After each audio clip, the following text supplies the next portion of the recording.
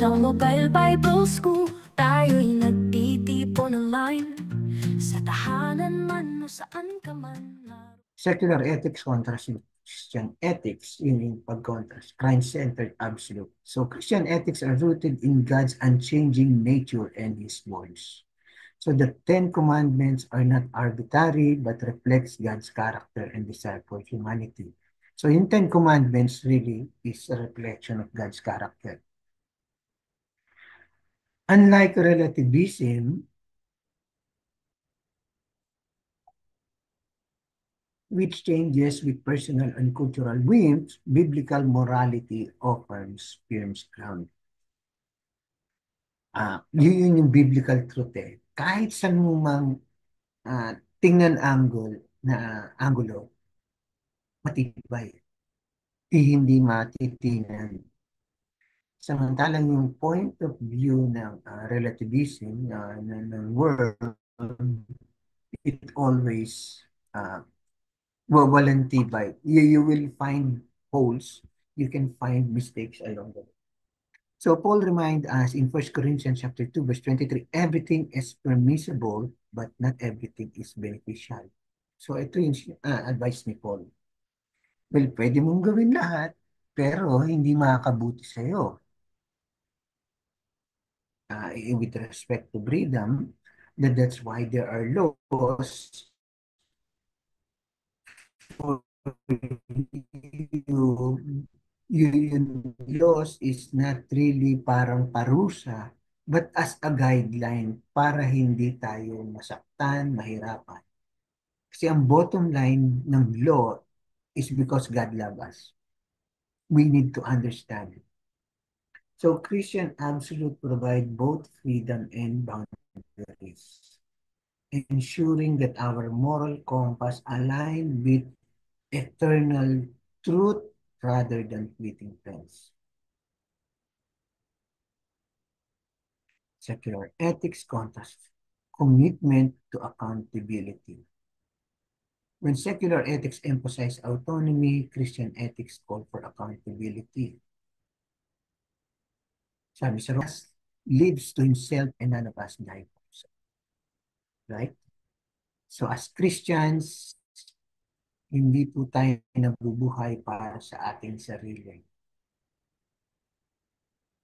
But we are for one another.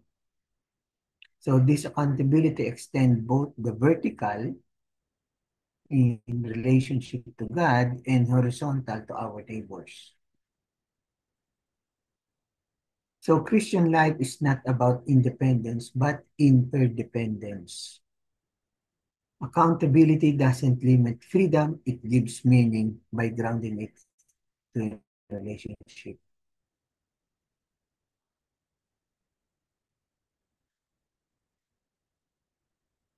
Another thing, contrast is yung community of believers. So when secular ethics are often shaped by societal trend, Christian ethics thrive in the community of believers. Ang ibig sabihin po niyan is the church provide a space for mutual edification and love, grounded in eternal principles rather than societal. So sa church, a group of believers, dun po natin na-show ang love sa bawat isa with fellow believers based on the biblical truths rather than societal approval. Kasi sa society, bilang Kristiyano, pag nabuhay ka, ma-outcast ka eh, well, in whatever condition. Kasi biblical truths contradicts sa worldview. So to practice the love, yung community, you can only do that sa fellow believers. Sabi nga ni Dietrich Bonhoeffer, Christian needs another Christian to speak God's word to him. That's why we need fellow believers. Christian ethics are lived out in fellowship, offering transcend the ever-changing times of culture. So tayo po sa bawat isa ang nagpapalakasan, even the world is changing. Consequence, moral confusion. One of the clearest outcome of secular ethics is moral confusion. Yun. Kasi bakit moral confusion? Wala naman talagang stand eh. Yun, secular ethics. Without absolute, walang defined really. It depends on kung sino magsasalitang scholar nila. Societal struggle to agree on the foundational issue like yung abortion, marriage, and bioethics. Right? With respect to marriage, may kanya-kanyang point of view, bioethics, kanya-kanyang point of view, abortion, kanya-kanyang point of view. Yun yung mga intellectuals dito. But the Bible has only one stand, and it's firm. That's why it's a firm foundation of our faith, yung Bible. So these debates reveal the deep division caused by relativism. Kaya pansinin niyo, yung lahat ng mga intellectual views, pag pinagsama-sama mo sila magdidebate eh. So people are left wandering in moral fog, unsure of which direction to take. Kung hindi po tayo nag-aaral ng Christian ethics, we are also victim of this. We are not sure where to stand. Second is moral corruption, where when self-interest becomes guiding principle, corruption never fails. Papansinin niyo yan, ha? Pag may naging sakim, the next thing to happen is corruption, especially in government. Relativism often paves relativism often paves the way for moral decay as individuals and society's priority. Moral decay. Pabagsak yun yung culture. And napakarami yan sa Western culture.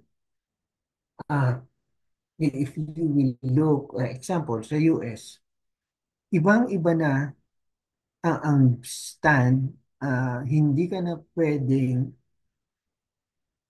mag-present ng isang biblical view sa US at walang walang ko-kontra sa iyo. Ang sasabihin, well, uh, understanding mo yan. Hindi yan ang understanding ko.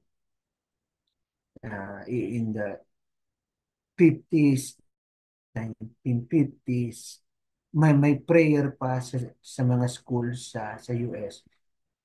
Until inalis na, bakit? Kasi ang principles, Diyos nyo yan. Paano naman kami? So, inalis yung prayer sa mga public school. So, dahan-dahan kinokorap yun yung culture ng kalaban. That's why, pag naging corrupt na ang society, pabagsak na ang bansa. So, ultimately, moral collapse. Yan na, moral collapse. Pag bumagsak na ang morality, magko-collapse na rin ang ang society, ang government, ang culture. Ultimately, society that rejects divine standard face instability and decline. Proverbs 14, verse 34, righteousness exalts a nation, but sin is a reproach to every. So when a culture abandons its moral foundation, it sets itself a path of collapse. So moral decay. Ang mapapansin nyo sa mga Western culture, and I think kinakain na rin ang mga because we love copying ng mga trends sa first world, sa US, sa Europe. Yun yung kanilang belief. dahan-dahan nating inaabsorb ng society natin at even tayong mga Pinoy, nagkukulaps na rin yung ating moral culture. So, finally, how should Christian respond? Patapos na po. How should Christian respond? The moral decay of society. So, counterculture. Paano tayo kikilos bilang Kristiyano? Paano tayo magre-react? Counterculture. Christians are called to engage with the world and not to withdraw from it. Right? So, mamahalaga po na we make a stand at hindi lang po tayo tatahimik. Kasi kaya tayo tumatahimik, takot tayo na ma-outcast, na mamaltrato. Yun yung kinakatakot natin. Pero dapat light of the world tayo eh. So, papaliwanag natin kung ano ang tama. Ito ang sinasabi ng Biblia. Ngayon, pag ginawa mo yan, syempre may papalag. So, be ready na na, na may persecution sa iyo. And that's the price of being a Christian. Like Daniel in Babylon, we must stand firm in our faith while lovingly confronting the secular culture around us. It doesn't mean that we protest, but rather live in a transformed life like Christ. So si Daniel, di ba? Anong ginawa ni Daniel? Wino-worship yung rebulto. Sabi niya, hindi ko gagawin yan.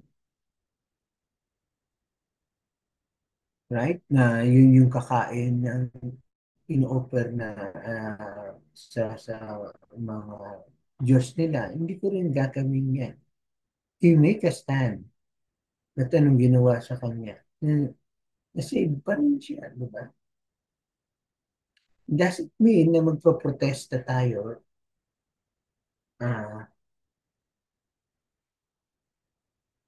social activism. I'm not saying na bad ang social activism, but there's limit on that.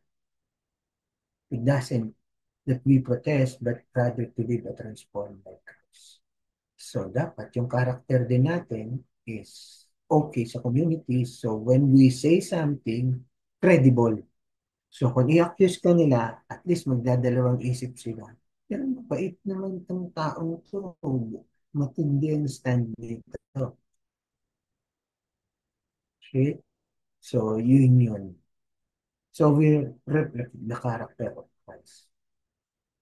Sabi sa Romans chapter 12, verse 2, do not be conformed to this world but transform by the renewal of your mind. So, yan yung ethics. Huwag daw tayo mag-standard ng mundo, yung worldview, but be transformed by the renewing of your mind. How we transform? By reading the Bible, and this become our wisdom. So transformation begin with us when we embody the ethics of Christ and we become salt and light in a world desperate for hope. Ethics shapes the way we live, the choice between secular and the one eternal. So, two foundational aspects of biblical ethics that anchored our moral lives in the midst of happy. The greatest commandment, a framework.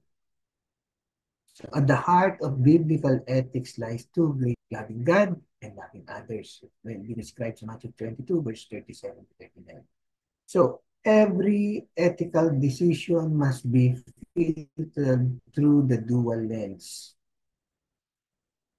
So kung magdidesisyon tayo sa mga bagay, ano ba ang tama sa issue kinakaharap ko? Well, you have dadaan muna, kung nakasalamin ka, dadaan muna sa glass mo. Yun yung sinasabing lens. First is loving God with all your heart and soul and mind. Challenge me to align the choice will. So, loving God, ito ba ay pleasing sa Panginoon? Is this honoring to God? Yun yung decision mong gagawin. Second is loving others as myself compels me to consider how my action affect the people around me. Usually, yung secular ethics, ang product nun is to hurt people na not physically but mostly emotionally. Uh, Halimbawa, you insist na babae ka, pero lalaki ka. So, no, nasasaktan yung people around you because it contradicts sa very teaching ng Bible. Kikita mo yun yung effect ng secular. Mali eh. So, ayos lang sana kung mali, ikaw lang mananagot. Kaso lahat ng people around you nasasaktan. So, before making ethical decision, pause and ask, does this choice reflect my love for God? Does it promote the well-being of others? Right? So, two factors. Is, is that glorifying to God? And it will, makakatulong ba? Makakasakit ba ako ng ibang tao?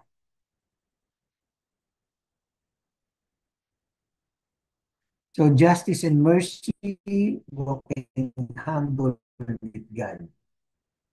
He has told you, oh man, what is good. Oops. And what does the Lord require you to do justice and to love kindness and to walk humbly with God, my sasabi sa mga. So justice call us God's standard. It's about fairness, honesty, and standing against wrongdoing. So justice. Kindness at the same time tempers justice by reminding us of our shared humanity and grace when we receive. So balancing these two virtues requires humility, a posture on dependence at godliness. So yung very character ni God is God is love. Andiyan dyan kasama na yung kindness, forgiveness. Ang tawag doon is yung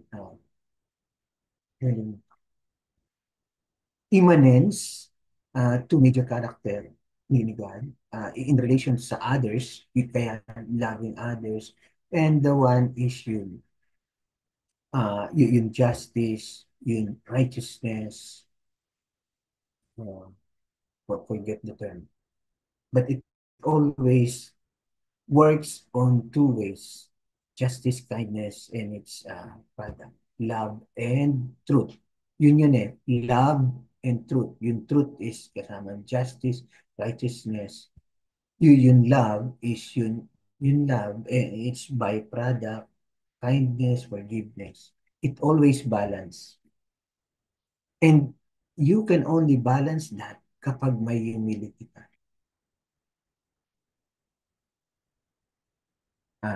Sabi ni Tim Keller,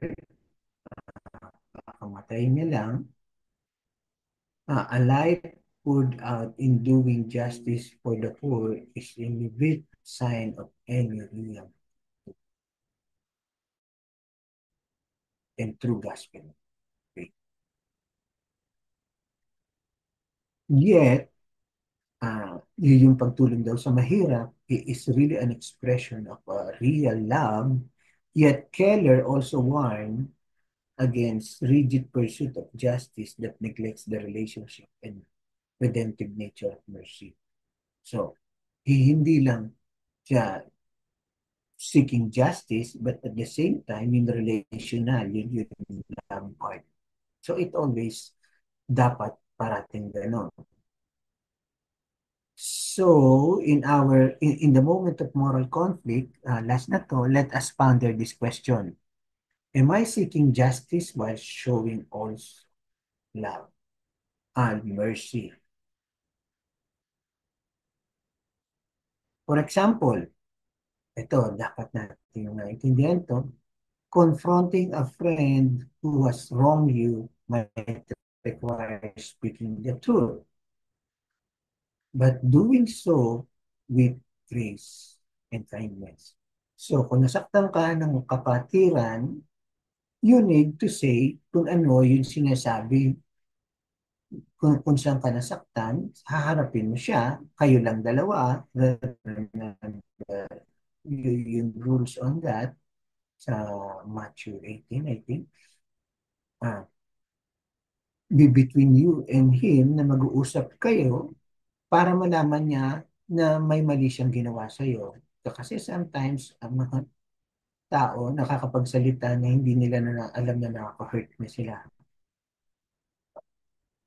But when you say the truth, when you asking justice, at the same time, you should show love and kindness. Kasi kailangan may pagmamahal din. Kagaya may kokorek kang tao.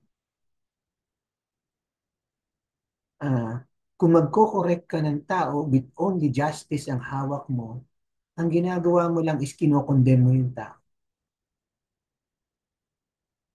Pero hindi ka nagsushow ng mercy and kindness. Tama yun? Mali. Why?